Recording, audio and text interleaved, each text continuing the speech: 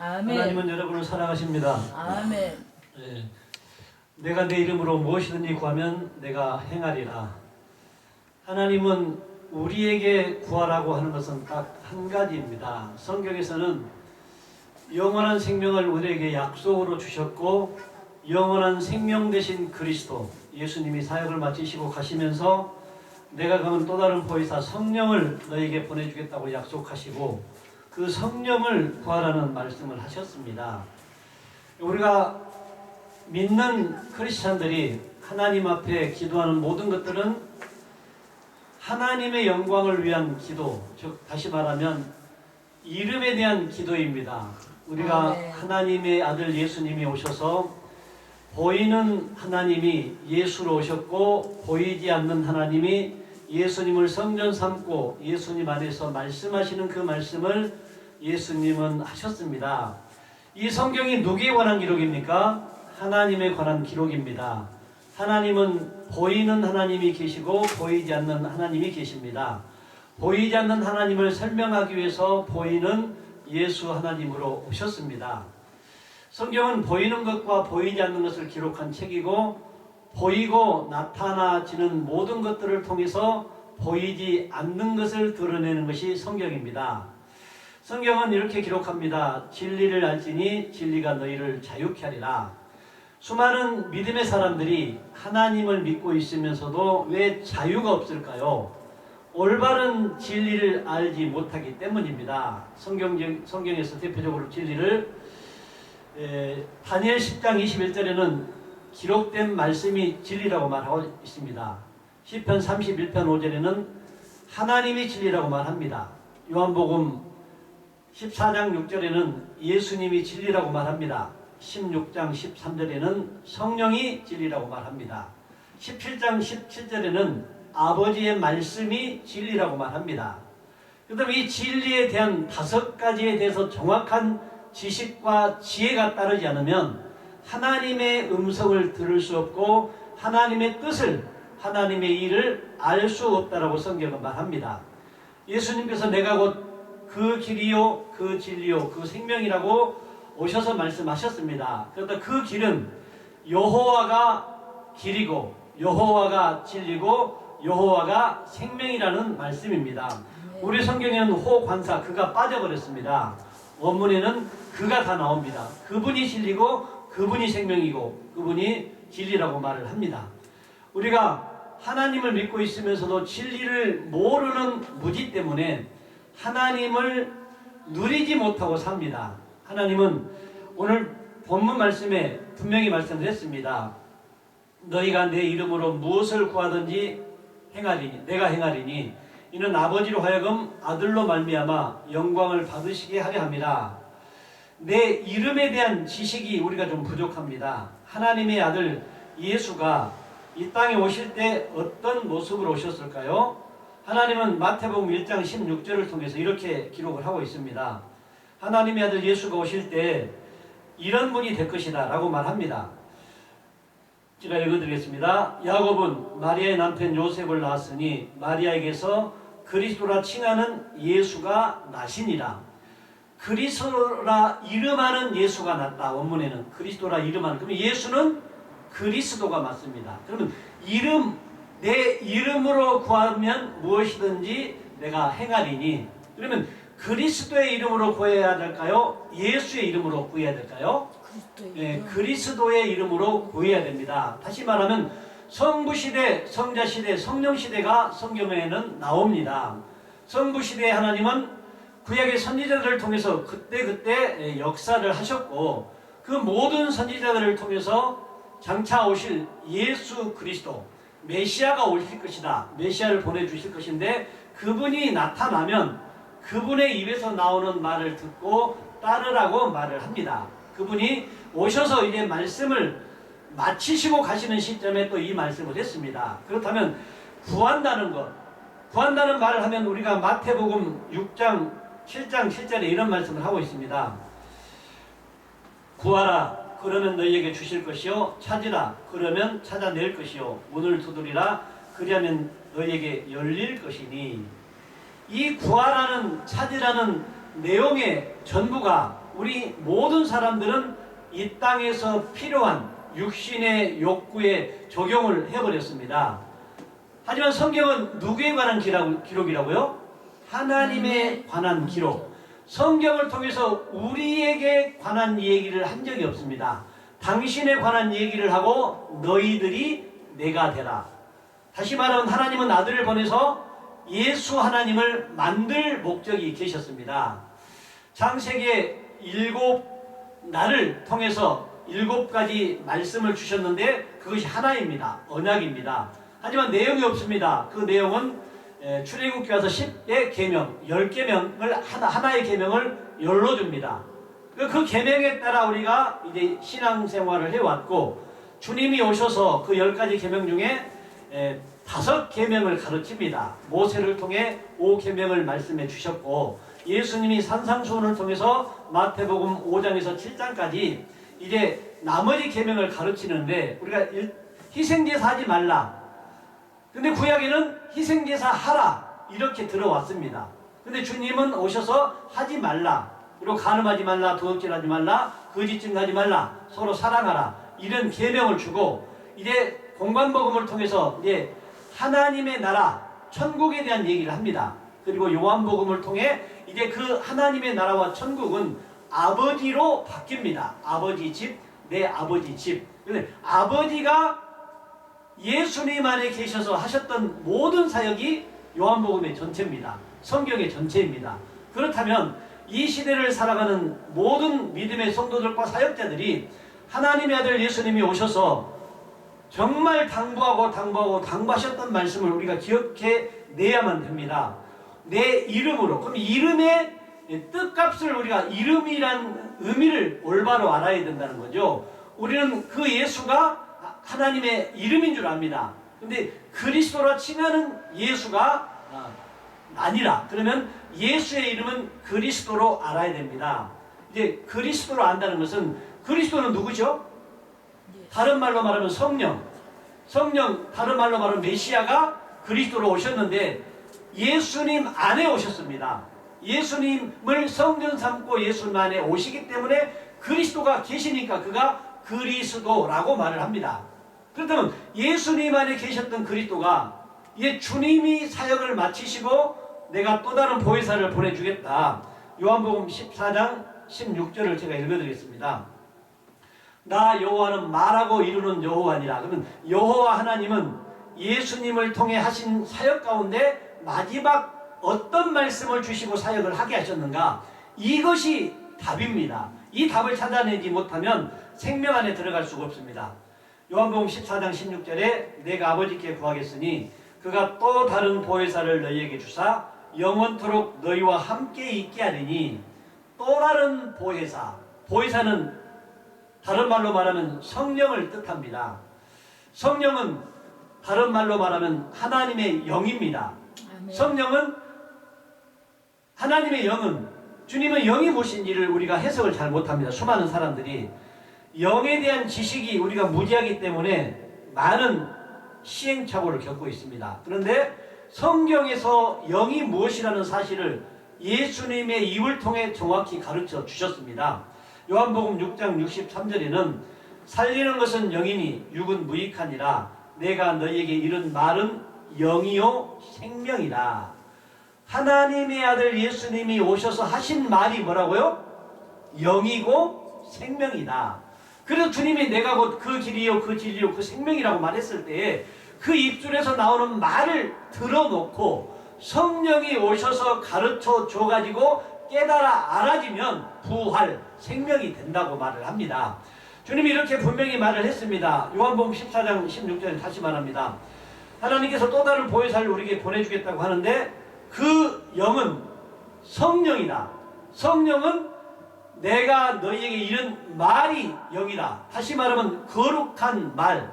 이전에는 이제 말에는 더러운 말이 있고 거룩한 말과 깨끗한 말이 있는데 율법 안에 있는 모든 말들을 더러운 말, 이제 주님이 오셔서 예수님의 입을 통해 선포되는 말씀, 로고스가 레마로 선포되는 거룩한 말, 이게 말이 곧 영이고 생명이라고 했습니다. 그 보내주겠다고 하는 영이 어떤 영인가? 17절에 보니까 그는 진리의 영이라 세상은 능히 그를 받지 못하나니 이는 그를 보지도 못하고 알지도 못함이라. 그러나 너희는 그를 아나니 그는 너희와 함께 거하시며 또 너희 속에 계시겠습니다. 이제 주님이 보내주겠다고 하신 약속하신 성령은 진리의 영이라고 말합니다.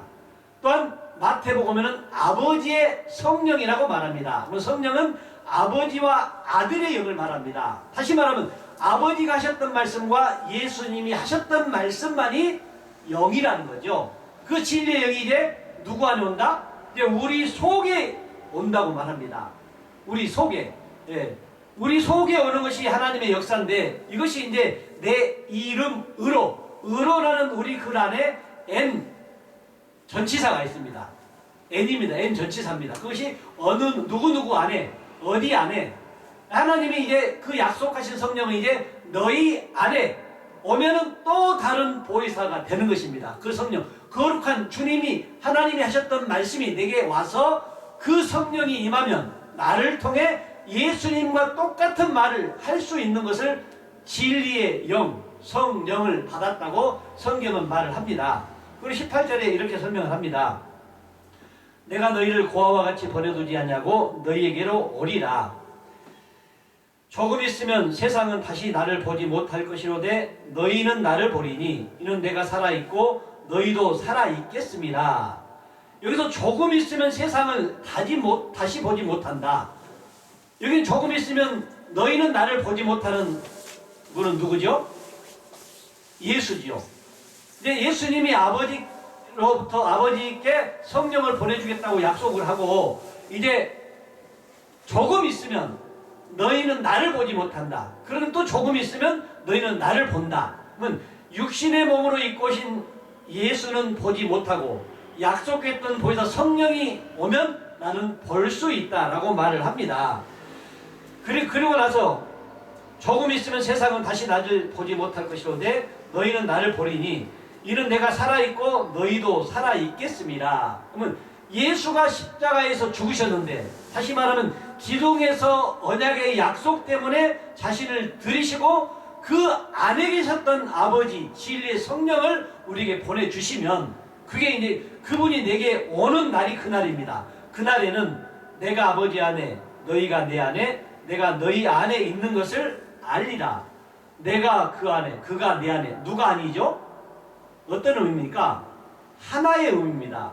나와 아버지는 하나다. 예수님을 성전 삼고 예수님 안에 아버지가 계셨을 때 예수님이 하셨던 모든 말이 아버지가 내 안에 계셔서 하셨던 말이므로 나는 고로 하나님이다. 이런 말을 예수가 했습니다. 맞습니까? 하나님? 예수가 하나님 맞습니까?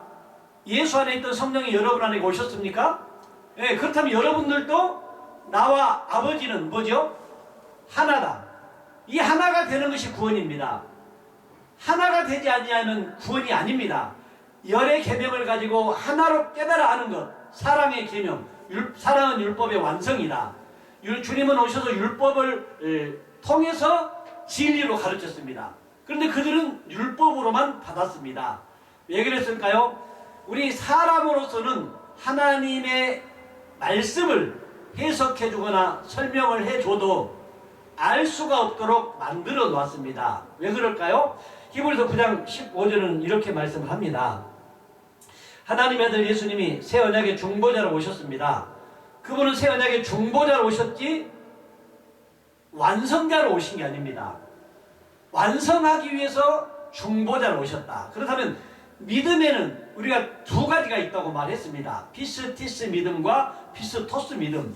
피스티스 믿음은 과정의 믿음. 생명 되신 그리스도 예수님이 사역을 마치고 약속한 성령이 임했을 때 피스토스 완성된 믿음이라고 하고 그 예수가 떠나가지 않고 예수만 믿고 있으면 아직도 나는 완성되지 못한 피스티스 과정의 믿음에 있다라고 보면 됩니다. 수많은 사람들이 이 과정의 믿음을 가지고 믿음인 자처럼 착각을 하고 오해를 하고 살아갑니다. 성경은 그런 자들을 향해서 단언합니다. 그런 자는 아직 구원이 아니야. 그럼 언제부터가 구원인가? 주님이 이런 말씀을 하셨습니다. 이로 말미암아 그는 새 언약의 중보자시니 이는 첫 언약 때 범한 죄에서 속량하려고 죽으사 부르심을 입은 자로 하여금 영원한 기업의 약속을 얻게 하려 하심이라. 주님은 약속하셨습니다. 영원한 기업의 약속. 기업의 약속은 그분의 이름입니다. 이름은 영생입니다. 영원입니다. 생명 되신 그리스도. 네, 생명은 그리스도만이 생명입니다. 그 생명이신 그리스도가 예수님을 성전 삼고 예수님 안에 오셨습니다.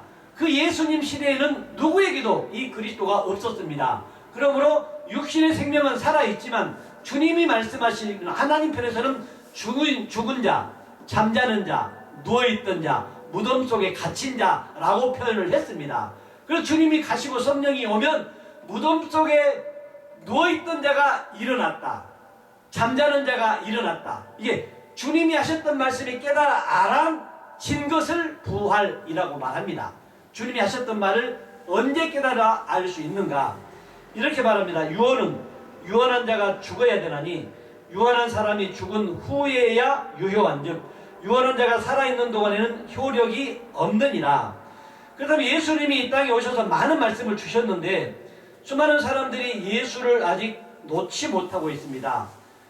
유언한 자가 죽어야 그 유언한 자의 말이 효력이 있다. 그럼 예수님이 하셨던 3년 반 동안 하셨던 아버지의 말씀을 주셨는데 그 아버지의 말씀이 효력이 있기 위해서는 누가 죽어야 돼요? 그 예수가 죽어야 돼요. 그 예수가 죽지 않으면 효력이 없다는 것을 성경은 분명하게 정리를 해줬습니다. 그런데 많은 사람들이 그 예수를 놓지 못합니다. 지금이 어느 시대죠? 성부대 시대입니까? 성자 시대입니까? 성령 시대입니까? 성령 시대. 네, 성령 시대. 성부 시대는 하나님의 말씀을 선지자들을 통해 들어야 합니다. 성자 시대는 예수님을 통해 말씀을 들어야 됩니다. 성령 시대는 누구를 통해 말씀을 들어야 될까요? 그분이 약속했던 성령을 기다리고 바라는 자에게 주님이 오셔서 영접을 해줍니다. 그분이 오셔서 영접을 해야 되는데 우리가 영접하는 것을 배워버렸습니다. 우리가 영접하는 것은 예수님을 영접해서 그 말씀을 듣고 살았습니다. 그런데 주님은 우리를 영접해 주지 못합니다. 그 예수는 성령이 와야 그 성령이 나를 영접해 줍니다. 그래서 내가 영접하는 분이 내가 영접을 했는지 그분이 나를 영접해 줬는지 오늘 본문 14장 3절을 제가 읽어드릴까요? 가서 너희를 위하여 거처를 예비하면 내가 다시 와서 너희를 내게로 영접하여 나 있는 곳에 너희도 있게 하리라. 하나님의 아들 예수가 아버지로 갔다가 다시 와서 거처를 예비하면 이제 우리를 당신에게로 영접해 준답니다. 이것이 구원입니다. 근데 우리가 그 예수를 영접해 버렸습니다. 나타나고 보여지는 예수를 영접했기 때문에 구원받았다고 착각을 합니다. 주님은 이렇게 말합니다. 요한복음 8장 21절에 이제 또 구원에 대한 확신을 여러분들이 정리할 수 있기 바랍니다. 이 방송을 듣는 모든 사람들이 아직 구원받지 못했으면서도 구원받았다고 했다면 이 말씀을 두고 여러분이 설명할 수 있어야 되고 증거돼야 됩니다. 요한복음 8장 21절에 다시 이르시되 내가 가리니 너희가 나를 찾다가 너희 죄 가운데서 죽겠고 내가 가는 곳에는 너희가 오지 못하리라. 예수님이 가신대요. 어디로 가실까요? 어디로? 요한복음 16장 28절에는 이렇게 기록을 하고 있습니다. 그분이 어디서 왔는가를 알아야 되죠. 내가 아버지에게서 나와 세상에 왔고 다시 세상을 떠나 아버지로 가노라. 그러면 그분이 예수가 사역을 마치고 누구로 가요? 아버지로 갑니다. 아버지 깨면은 나타나는 것이 됩니다. 원래 아버지로 계셨기 때문에 아버지로 가야 아버지와 아들이 우리 안에 올 수 있다는 겁니다. 그런데 요한복음 8장 21절에 뭐라고 그래요? 나를 찾다가 죄 가운데서 죽겠고 라는 말을 합니다. 그런데 이 시대에 수많은 사람들이 예수님은 가시면서 나를 찾으라고 해요? 찾지 말라고 해요? 찾지 말라고. 예, 찾지 말라고 말합니다. 그리고 베드로에게는 네가 나를 3번 부인하라 명령했습니다. 그럼 내가 있을 때는 나를 따르고 내 말을 듣고 다녀야 되지만 그가 사역을 마치는 시점에서 아버지로 가면은 예수를 따르라 따르지 말라? 따르지 말라. 예수가 있을 때는 예수를 따르고 예수가 죽고 없어지면 예수를 찾으면 죄 가운데서 죽어버린다. 성경을 통해 죄를 발견하지 못하고 죄를 찾지 못하고 죄가 무엇인지를 깨닫지 못하면 구원에 들어갈 수가 없습니다. 주님이 이런 말씀을 하셨습니다. 내가 이제 너에게 다 말해줬으므로 너희가 죄에 관한 얘기에 대해서 모르면 하나님 책망을 합니다. 16장 7절에 5절 6절을 읽어드립니다. 16장 요한복음. 지금 내가 나를 보내신 이에게로 가는데 너희 중에서 나더러 어디로 가는지 묻는 자가 없고, 지금 내가 나를 보내시니, 예수님을 누가 보냈다고 말했죠? 조금 전에 28절에 아버지가 나를 보냈는데 다시 내가 아버지에게로 가는데 너희 중 제자들 중에 묻는 자가 없었다. 내가 이렇게 말하니까 이제 제자들의 반응이죠. 도리어 내가 이 말을 함으로 너희가 마음에 근심이 가득하였도다. 아버지로 간다고 하니까 근심이 가득했어. 제자들이 왜 그랬을까요? 그 제자들은 로마로부터 해방해 줄 것을 믿었습니다. 하나님은 영이시고 하나님은 빛이시고 사랑이시고 말씀이신데, 하나님은 보이지 않는 분이신데 보이는 예수로 와가지고 보이지 않는 당신에 대해서 다 설명을 해주고 이제 아버지로 가서 다시 오는데 그들이 그걸 몰랐기 때문에 근심이 가득했죠. 표면적인 세상에서 잘되고 성공하고 뭐 하는 이 로마로부터 해방되는 것을 기대하고 믿고 따랐던 제자들이 근심이 가득했습니다. 그러면서 주님이 이제 당부를 합니다. 그 제자들의 상태를 보고 요한복음 16장 7절 이걸 찾아보고 합독을 한번 해보겠습니다. 요한복음 16장 7절 너무 중요합니다. 이걸 깨달아 알아야, 이 말씀이 정리되어야 성령은 옵니다. 시작. 그러나 내가 너희에게 실상을 말하노니 내가 떠나가는 것이 너희에게 유익이라. 내가 떠나가지 아니하면 보혜사가 너희에게로 오시지 아니할 것이요 가면 내가 그를 너희에게로 보내리니. 얼마나 우리 글로 쉽게 설명을 해놨는지 모릅니다. 요한복음 8장 21절에는 예수님이 아버지로 가버렸는데 예수님을 찾으면 너희가 죄 가운데서 죽겠고, 이런 말씀으로 가르치시고, 이제 16장 7절에 와서는 내가 너에게 실상을 말한다. 그러면 예수님은 실상으로 존재하셨습니다. 하지만 제자들의 마음의 상태가 그 안에 있는 그리스도를 발견하지 못하니까 주님의 입에서 실상을 말해주고 있는 것입니다. 내가 떠나가는 것이 너에게 유익이라. 보이는 예수가 떠나가야 유익이다. 내가 떠나가지 아니하면, 보이는 예수가 떠나가지 아니하면 보이지 않는 보혜사가 너희에게로 오시지 아니할 것이요. 그러면 2000년 전에 예수가 지금 내 안에 있으면 약속했던 성령은 오신다 못 오신다? 못 오신다. 얼마나 쉬운 말씀이세요? 제 생각에는 초등학교 5학년 수준이면 이 말씀을 이해할 수 있을 것 같아요. 그런데 우리는 맹목적으로 믿어갖고 맹목적으로 말씀에 순종하는 습관이 들어버렸습니다. 믿음의 선배들이 무조건 믿으라 이것만 강조해가지고, 성경은 믿으라가 아니라 알아라입니다. 알지 못하면 생명의 구원이 안 됩니다. 알고 믿어야 구원이라고 성경은 말합니다. 아멘. 그리고 내가 가면 그를 너희에게로 보내리니. 그가 누굴까요? 이사야 41장 4절 처음에도 나요 나중에 있을 자에도 내가 곧 그니라.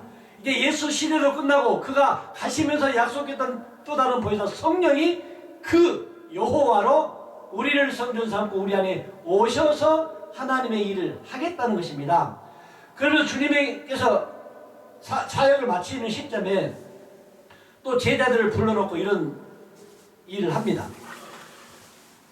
요한복음 13장 12절에 그들의 발을 씻으신 후에 옷을 입으시고 다시 앉아 그들에게 이르시되 내가 너희에게 행한 것을 너희가 아느냐. 믿느냐고 물어요? 아느냐고 물어요? 아느냐. 우리는 아느냐 목사님들이 성도들을 향해서 물음이 없습니다. 믿습니까를 묻습니다. 아는 것을 물어합니다. 아느냐? 예수님이 오셔서 3년 반 동안 길이요 진리요 생명 되신 모든 말씀을 주셨는데 그가 하셨던 사역의 말씀의 내용을 알고 있느냐 모르느냐를 지금 묻고 있습니다. 13절에 너희가 나를 선생이라 또는 주라 하니 너희 말이 옳도다. 너희가 그러하다.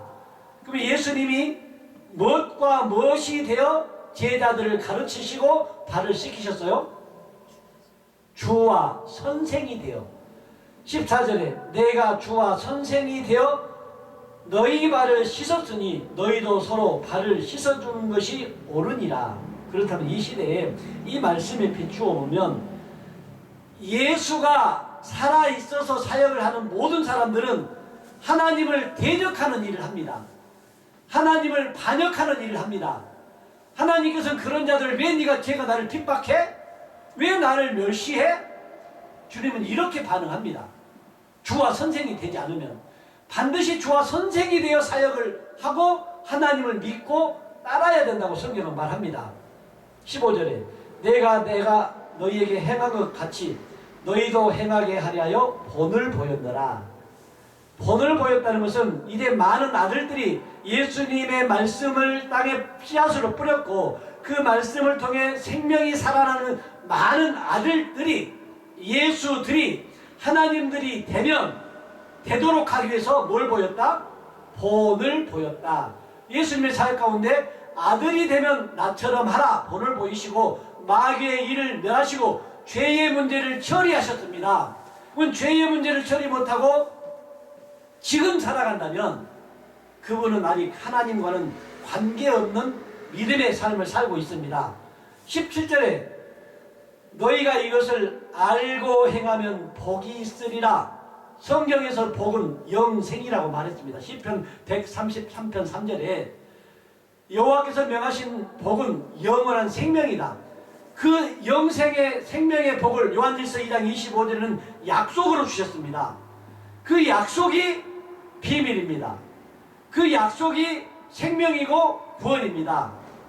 그렇다면 주와 선생은 이 땅에 얼마나 있을까요? 마태복음 23장 8절에는 이렇게 말합니다. 그러나 너희는 랍비라 칭함을 받지 말라. 너희 선생은 하나요? 너희는 다 형제이니라. 선생은 몇 분? 한 분. 성경에서 선생은 한 분. 영적 세계에서 선생은 한 분. 땅에 있는 자를 아버지라 하지 말라. 너희 아버지는 한 분이시니 곧 하늘에 계신 이시니라. 아버지는 몇 분? 한 분. 땅에 있는 아버지가 아버지가 아니고 하늘에 있는 분이 아버지다. 영적으로. 또한 지도자라 칭함을 받지 말라. 너희의 지도자는 한 분이시니 곧 그리스도시니라.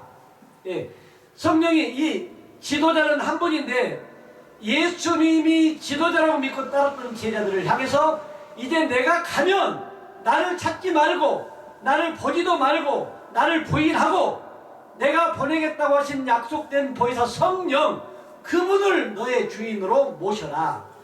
이걸 설명을 바울이 얼마나 잘했는지를 제가 1절 2절만 읽어드릴까요? 로마서 7장 1절에는 이렇게 기록을 하고 있습니다. 형제들아 내가 법 아는 자들에게 말하노니 너희는 그 법이 사람이 살 동안만 그를 주관하는 줄 알지 못하느냐.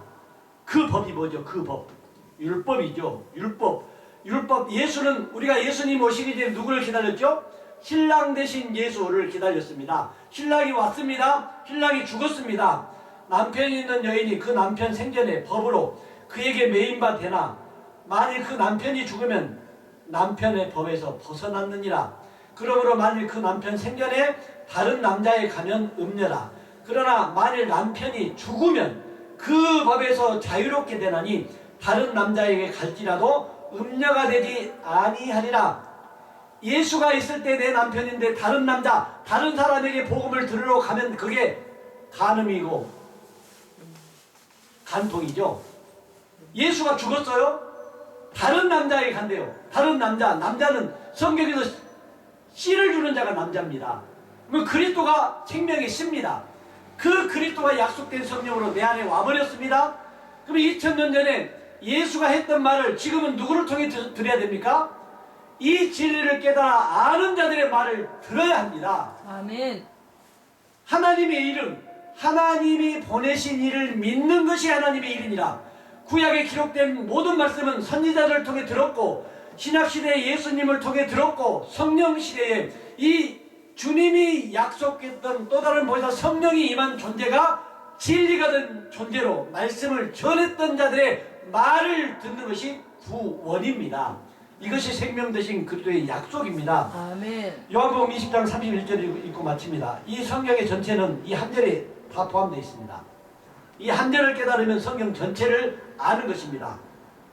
오직 이것을 기록하면 너희로 예수께서 하나님의 아들 그리스도이심을 믿게 하려 하며 또 너희로 믿고 그 이름을 힘입어 생명을 얻게 하려 함이라. 여기서 그 이름, 이 이름으로 구하는 자의 모든 것을 행하도록 한다. 행한다는 말이 창조하다, 만들다, 되어지게 한다. 예수와 똑같은 상태로 내가 너희를 만들어준다는 말입니다. 이제 저와 여러분이 예수와 똑같은 존재가 되었다면 2000년 전에 예수를 증거하지 말고 내 안에 계신 그리스도, 내가 예수다, 나의 말을 듣지 않으면 생명으로 들어갈 수 있는 방법이 없는 거야. 이 말씀을 할 수 있는 믿음의 존재들이 되기를 주의 이름으로 축원을 드립니다. 아멘. 존귀하신 할아버지 하나님 감사합니다. 오늘도 생명의 복음을 선포할 수 있는 아름다운 선교 방송에 초대해 주심을 감사합니다. 이 방송을 듣는 수많은 믿음의 형제 자매들이 바로 깨닫고 바로 증거